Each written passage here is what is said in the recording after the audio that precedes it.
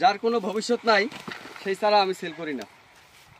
Sell ইচ্ছা করলে এগুলো 500-1000 টাকা করে সেল করতে পারবো, কিন্তু একজন বাগানি যখন আশা করে গাছ নেবে, কিছুদিন পর 6 মাস 1 বছর পর সে যখন সেই গাছ থেকে ভালো কিছু ফল পাবে না, রিটার্ন পাবে না, এটা একটা কষ্টকর ব্যাপার। তাই পয়সার দিকে নয়, লাভ নয়, শুধু লাভ করলে হবে না, বাগানের ভবিষ্যৎটা চিন্তা করতে হবে। ভুলভাল কোনো গাছ আর সেল করা যাবে না।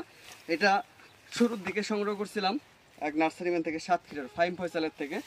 তো এটা পুরোটাই হচ্ছে একটা ফালতু একটা পেয়ারা, এটা সেল করবো না, এটা সব তুলে ফেলবো। এগুলো কাউকে দিবও না, দিয়েও কোনো লাভ হবে না, কারণ মানুষকে যদি ফ্রিতে দেয়, উপহার দেয়, কখনো খারাপ কিছু দেওয়া যাবে না, স্পেশাল কিছু দিতে হবে।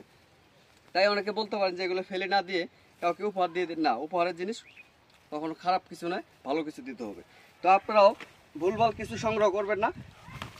এরপরে সাইট্রাস তুলে ফেলবো। সাইট্রাসের 1 নম্বরেই বলি সুইট লেমন, এটা বাতিল হয়ে যাবে, আরও কয়েকটা ভ্যারাইটির নাম বলবো। ওকে, সবাই ভালো থাকবেন।